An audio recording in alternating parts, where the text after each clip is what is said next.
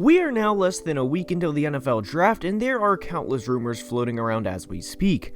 Players are supposedly flying up teams' draft boards while others' stocks are falling, and everything in between.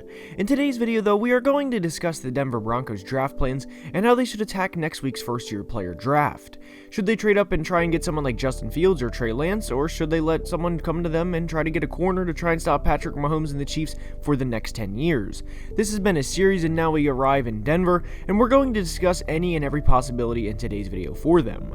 But before we get started, please like the video and subscribe to the channel, as each only take a second to do, and it would be very much appreciated. Now let's begin.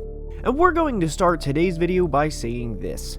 Denver's draft starts with what San Francisco does at number 3 overall. If San Fran drafts Mac Jones, then Denver's game plan changes drastically, as they could 100% try and go get Justin Fields, or let the draft play out and see, really, how it turns out. What benefits the Broncos, and credit to them might I add, is no one knows what they're doing, and that goes also along with the 49ers. The 49ers are going to be taking a quarterback, we know that much, and I would imagine at some point new Broncos GM George Patton has contacted John Lynch and basically said, look, what are you guys doing? We know Trevor's 1, Zach is 2. Just save me the BS and time and tell me what you're thinking for 3 so we can go along with our plans and move on. And believe it or not, I'm sure this happens a lot more than we think as NFL fans. Now, John Lynch isn't going to willingly tell George and be like, look, we like X, Y, and Z prospects in the 5th round and beyond that because, well, that's not relevant. But the Broncos and the 49ers have zero contact, and given that it is AFC, NFC, opposite conferences, they're not rivals and won't meet each other this year in the Super Bowl, at least more than likely. I would be highly surprised along with everyone else. And not only that, but the 49ers also have nothing to gain by letting the Broncos know who they're taking, or nothing to lose rather. The Broncos, like everyone by the way, have done thousands and thousands of mock draft simulations and have played this out thousands of times whether the 49ers draft Mac, Trey Lance, or Justin Fields. They have obviously more than done their homework at this point, but if the 49ers take X, then the Broncos could take Y. If the 49ers take Justin Fields, then I do think Atlanta takes Kyle Pitts. The Bengals I personally think would take Penny Sewell, and the Dolphins would take Jamar Chase. Detroit and Carolina would then be wild cards, but at this point I would imagine the Broncos would be incredibly happy with how the said draft would play out because 2 of the remaining 5 quarterbacks are still there. What they would do at that point is to be determined, but I would imagine they would be drafting the best quarterback that's left because I don't think Drew Lock is the answer, and I think his 2020 season more than proved that. Now we're going to address Drew Lock because you can't talk about the Broncos draft plans and not at least mention his name, even if it is to defend him and say he is the answer, and if you truly think that, you still have to mention him to be able to say that, so here goes.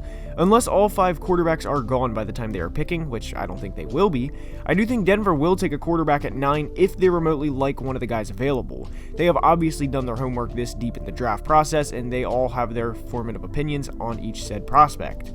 Drafting a QB in the 2nd round is much different than the 1st, and the results have shown that. Now, what I mean by that isn't me saying, oh, well, let's just go ahead and compare Aaron Rodgers versus Christian Hackenberg, because they're not comparable. Everyone in the world knows that.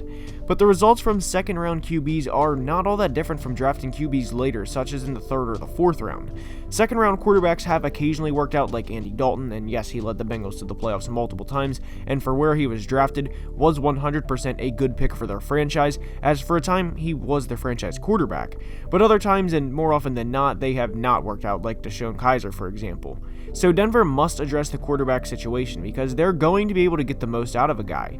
This is a place where I do think Mac Jones would thrive, because it's not that different from what he had in college.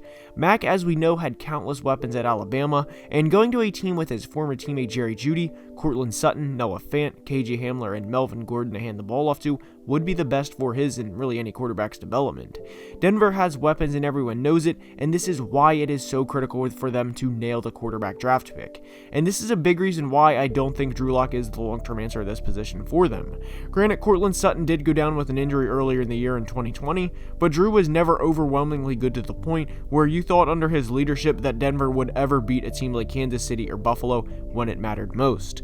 So whether they go after Mac Jones or Justin Fields or Trey Lance, I do think Denver takes a quarterback in the 1st round of the 2021 draft. General manager George Patton will have to get his guy, and he probably, and understandably so, does not want to bet his future on Drew Lock. Now taking a look at all of Denver's draft picks, and not just pick 9, and the speculation of pick 9. They do have picks in every round with 3 in round 7, and what I do want to say is if they, for instance, absolutely love Justin Fields and San Francisco picks Mac Jones ahead of him, There is a good possibility they trade pick 9 and what we would assume is a 2022 first round pick and potentially their second round pick to acquire him, so that would obviously alter their draft plans this year. I did at least want to acknowledge that, as that is a very real possibility at this point in time. But Denver has a lot of needs entering this draft. One low-key need they have, or position they will probably address at some point, is running back. They lost hometown hero Phillip Lindsay this year to free agency and ultimately Houston Texans, and they will have to get a second running back. Now, I don't think they value Royce Freeman that high personally, as he had just 35 carries this past year, despite playing in all 16 games. They have at least 120 carries to replace from the departure of Lindsay, and while they did sign Mike Boone in free agency from the Vikings, I highly doubt that's their plans for 2021 to replace those said carries. So do they spend a second round pick on a running back, given that Melvin Gordon is 28 years old and already going on year 7 and is 1,500 touches into the league? I'm not saying they 100% are doing so, but if a player like Travis Etienne falls to them at 40, then don't rule that possibility out. I would much rather them go with Etienne, a good to great prospect, than force a pick with a need and a draft a player whose actual draft value is in the 80s or 90s at pick 40. Take the safe player if the board falls out that way for them. But aside from quarterback and running back, they do have needs at other positions. They play in a division with Patrick Mahomes and Justin Herbert, and unfortunately for the Broncos, those guys aren't going anywhere for the next 10 to 15 years, and they have to figure out how to stop them, or at minimum, at least limit them. Because of the emergence of Herbert and having a quarter of their schedule revolve around these guys, which is very unfortunate for them and the Raiders, by the way, they're going to draft at least one corner, if not multiple, in the 2021 draft. They may even trade down at a point to acquire more picks later, just to bring draft picks in to essentially try them out, and what I mean by that is 5th to 7th round picks and see if they have any potential. They found Chris Harris Jr., who is a staple on this team through being an undrafted free agent, and if they can find anyone remotely close to his caliber in any of these rounds, or again being a UDFA, undrafted free agent, they would gladly accept it. Corner will be a huge priority for them, and it wouldn't surprise me if they draft one at number 40 overall, their second round pick, by any means. Another position the Broncos will have to address, and they probably don't want to hear this one, is but pass rush. Vaughn isn't getting any younger, and they are going to have to address the second edge position this year, and how they go about it when they address the position is obviously to be determined.